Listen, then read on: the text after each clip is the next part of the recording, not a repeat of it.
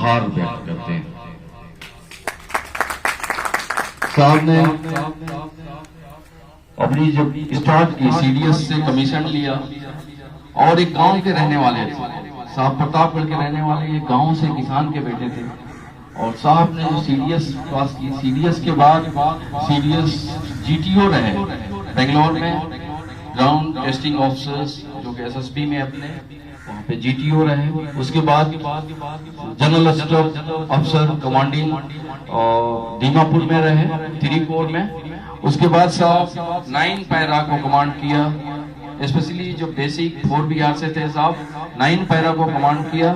और लास्ट में साहब 1 सेक्टर आरआर के कमांडर रहे और दानापुर कमांडेंट रह करके वहां से साहब सेवानिवृत्त हुए।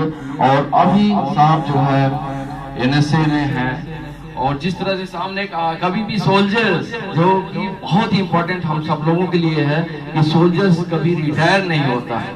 रिटायर होने के बाद उसकी जिम्मेदारियां और बढ़ जाती हैं और उसके जोश और जज्बे और बढ़ जाते हैं खुल के काम करने के।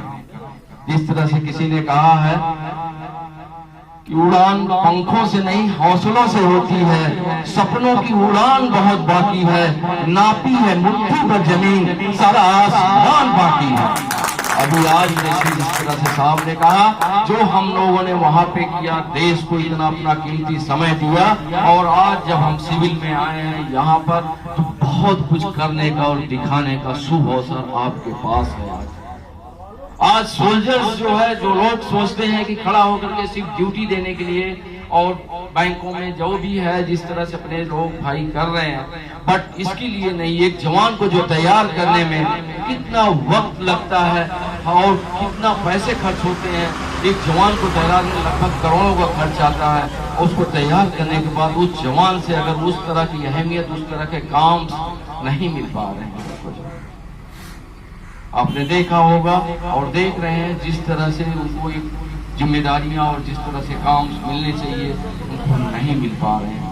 इन सबको साहब ने कहा, जिस तरह से आपको अभी आगे बढ़ने की और प्रेरणा बताई, और देखा होगा आपने न्यूज़पेपर्स में कल और परसों साहब ने जो बताया, एक नायक जो 20 इयर्स उन्होंने अपनी जो एयरफोर्स में अपना सेवा दिया, उसके बाद कल जब पीसीएस पास होकर के जाते हैं तो हम लोगों की गर्व और गौरव की बात है। एक सेनानी के लिए अभी हाल में देखा मैंने पेपर्स में, ये जो है सैनिक का बेटा, एक लेफ्ट खड़ा हुआ था, एक राइट खड़ा हुआ था, और लेफ्ट जो खड़ा था तहसीलदार था और राइट जो खड़ा हुआ था एसडीएम था।